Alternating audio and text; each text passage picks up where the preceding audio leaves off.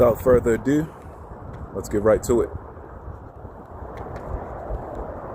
For years, that the U.S. government, on behalf of Israel, killed the Ayatollah Khomeini. They got it. Okay, you got what you wanted. Why are you mad? This is the key to their psychology, and it's a spiritual principle. Bloodlust is never sated, just like any other kind of lust. Nothing is ever enough. You taste it on your tongue and you want more. Killing is the same. But there's a specific psychology at work here, and it's a graceless, anti-human psychology. The second people like this win, they want to kill the people they've vanquished. And so you're seeing this crazed effort to purge anyone in the conservative movement or MAGA who had any doubt about the wisdom of this war. They shouldn't just be silenced and deplatformed. They should be arrested. How long before they should be killed? Not long. That's how quickly these things are moving, because a spirit has been unleashed. This is demonic influence, clearly. War brings people like that to the fore, and it makes them more powerful.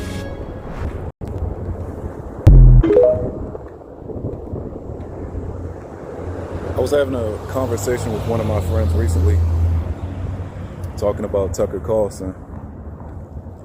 We were speaking about how neither one of us ever anticipated the fact that we'd be tuning in to what this man has to say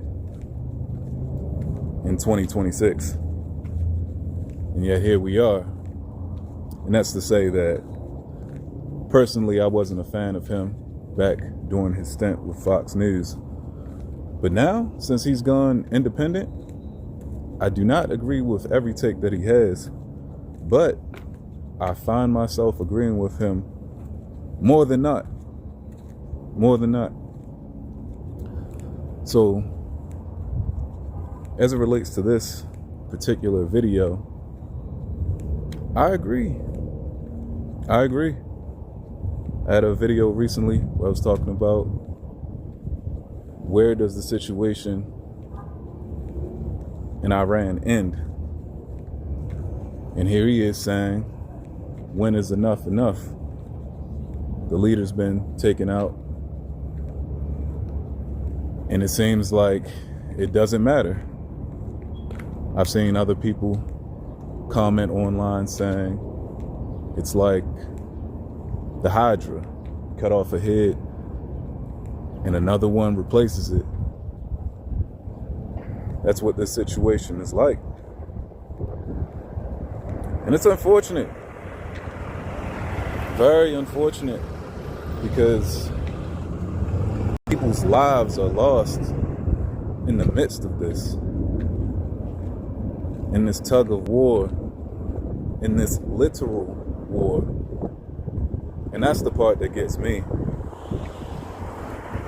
Seeing schools blown up. What's happening? What's going on in the world today? Now I know that's nothing new, but it should be something old. It should be something in a history book that doesn't happen anymore. Now I know that's an idealistic perspective to have, but it's a shame. It's a shame. If you want to be factual, literal, it's shameful to see children lose their lives over what?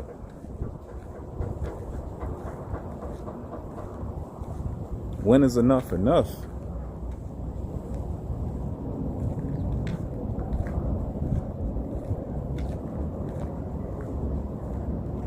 I don't like the forms of evil that spring up in the world. And this type of senseless violence is an example of that.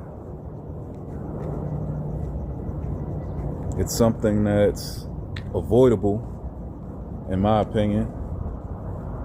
It's something that doesn't necessarily need to take place. And yet here we are faced with this reality. It's a shame. It's a shame.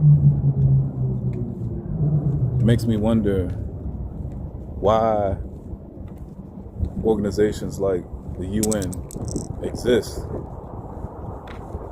I was under the impression that the purpose was to reduce conflict. Maybe they succeed in some areas. Maybe they don't. But it just seems like our leaders have failed us in this particular instance.